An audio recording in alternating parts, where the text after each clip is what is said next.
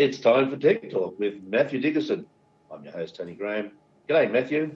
Hey, good morning, Tony. Good to be sitting in a nice warm house rather than sitting outside in that freezing little cold, windy weather we've got. Oh, I thought you were out in the garage sitting on one of those old apple cases. A milk cart, maybe. Oh, milk carton. Okay, apple cases. You don't see them around anymore, do you? You don't see them around, no, exactly right. No, technology's caught up with it by the looks of it. Probably. Yeah. Now, we all know, Matthew, that you've been very successful in business, and going back to the infantile period of your business, that's the right word, well, the beginning of your business anyway. Yes. And that's roughly 30 years ago. Roughly. And that's when 30 years ago, when mobile phones were turned on in Dubbo. Yeah. That's around the time you were in your infantile stages of developing your business. Very exciting. 26th of July 1990 was the mobile phone network was turned on in Dubbo, and I was lucky enough to connect the first phone to the prefix range. And it's interesting, numbers back in those days were 9-digit. If you remember, the area codes were, for example, our area code out here was 068, and then we had a 6-digit phone number for landlines. Mobile started with 018 and then they had 6 digits afterwards, and the Dubbo region was allocated the prefix 636. So mobiles out here started with 018, 636 and then 3 other numbers. So they only allowed for 1,000 numbers in the very beginning, so it's grown a little bit past that in terms of the number of mobiles out here in the region. But it's a long way back, and mobile phones, it's quite amusing. Looking at them now, I've still got some of those very first mobiles in our shop to show people what they were like.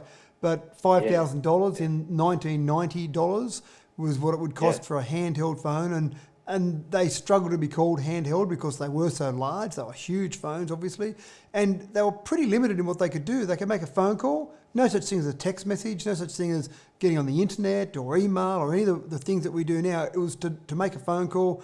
You paid a lot for your phone calls. You paid per minute. You even paid when you received a phone call on your mobile phone. So someone would ring you and they're happy to have a nice chat, and you're racking up the costs, dollars per minute to actually receive that phone call. So it's certainly a far cry from what it was back in those days. If you look at the 3G, 4G, 5G that we talk about now, back then those phones were typically referred to as 1G phones. They weren't at the time, but retrospectively we refer to that AMP system, the Advanced Mobile Phone System, or analog as many people called it, as the 1G phone system. I remember the CDMA phones. They were just wonderful when it came to the clarity and very consistent. I thought it was better than the so-called digital, which came after the original phone that first came out, the analog phone. So the analog, just for a bit of brief history there, the analog phones in Australia were turned on in 1987. Digital came to Australia about 93. The CDMA network, and as you say, many people still talk about the CDMA network and their fond memories of it. It was a bit of a bridging system to give people in regional Australia better coverage until Telecom or the Telstra and the mobile phone operators could prove that the digital system gave the same coverage as the old analog system. So CDMA was turned on in 1999, analog turned off in 2001, and then 2006, I think it was, that the CDMA network, no, it would have been 2008, the CDMA network was finally turned off. So it was really a bridging network just to get that bridge between analog and digital, and now, of course, everything we've got is digital. Yeah, how things have changed, and certainly the size of the phones. And if anybody really wants to reminisce about it all, I recommend they go to Matthew's shop, where he's got a display on the counter of the different kinds of phones in all sorts of different stages, from the bricks right to the modern phone, the smartphone. And it's interesting fascinating. When people see those phones, Tony, they always reminisce about their first phone, or they look at one that was a phone that they had, or their favourite phone, or whatever it might be. So, it's interesting looking back at some of those changes that have occurred, and things that were the latest thing at the time look quite funny now in hindsight. Yeah, nobody's laughing. Anyway, Garmin users have been having trouble syncing their data So what's behind that, Matthew? Yeah, unfortunately, another cyber attack.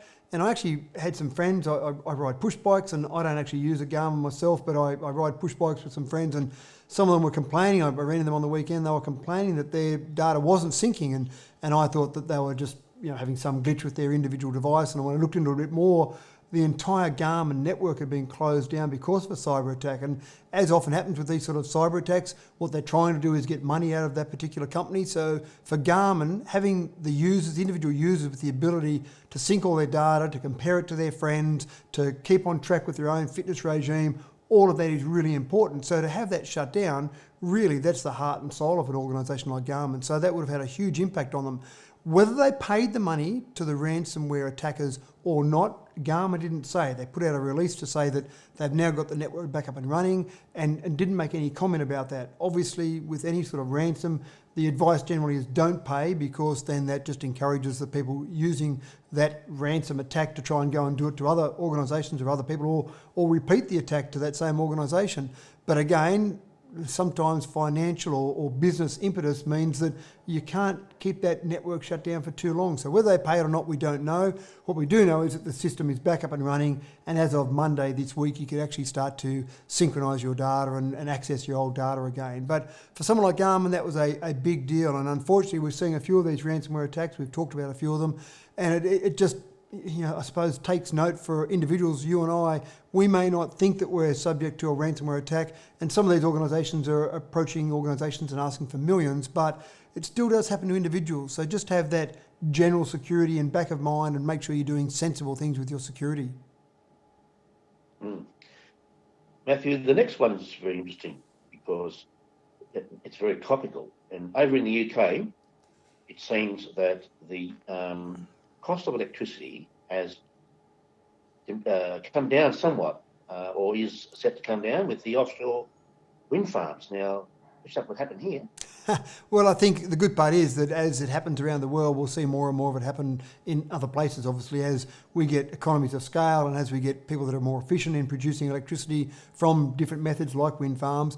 But the process in the UK typically has been, for the last, say, 10 or 15 years, people put in a bid, and they put in a bid to say how much it's going to cost them to produce electricity, and then the UK government basically will bridge that difference between what it might cost to produce electricity with fossil fuel and what it might cost to produce electricity through renewable means. And obviously the target is to get to the stage where they're not using fossil fuels to produce electricity.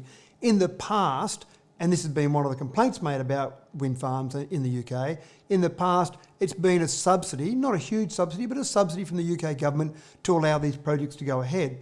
This latest wind farm, or the latest wind farms that are being proposed at the moment, the amount that's being proposed for the electricity, for the generation of electricity, not only is it at the point where there won't be a subsidy required, but they'll actually be paying the UK government to allow them to produce electricity, and that'll be effectively mean it's cheaper than fossil fuels. So it's getting to that point now, and some of these ones they're talking about will come online in the mid-2020s. So it's getting to that point now where renewable power is going to be cheaper than fossil fuels. And the great part about something like wind turbines, the cost of it is in the installation, the initial cost. The ongoing cost, the running cost, is fairly minimal. So unlike, say, a coal-fired power station, you're continually paying for the coal to go into that. With a wind farm, you're sitting there and just watching the wind blow the turbines around. So as time goes forward, I think a sensible move by the UK government, get more and more wind farms out there, and the price of electricity will continue to drop in real terms. Well, I think Australians would hope to see the same thing happen here, because everybody knows that our hybrid electricity generation system is very expensive, one of the most expensive in the world, in fact, and it is having a very negative impact on particular industries that use a lot of energy, things like aluminium smelting, and even just manufacturing in general. So it will be good to see some change in relation to the cost structure, I think, when it comes to renewable energy, because at the moment it's not working terribly well, let's face it. Well, I think the long-term view is that some short-term pain for some long-term gain, I think, is the attitude taken. And just to give you an idea of a cost factor, they're talking about some of these latest wind farms in the UK being down to £40 per megawatt hour. And again, that's quite reasonable in terms of cost. But again, those prices will continue to go down And as inflation goes ahead, I think they'll become more and more cost effective. Yeah, very good. And you've been listening to Tech Talk with Mathew Dickerson on Binjang 91.5. So stay tuned this afternoon at 3:40 p.m. For the next edition. It's back to the great music and community information on Binjang. I'll talk to you this afternoon, Tony.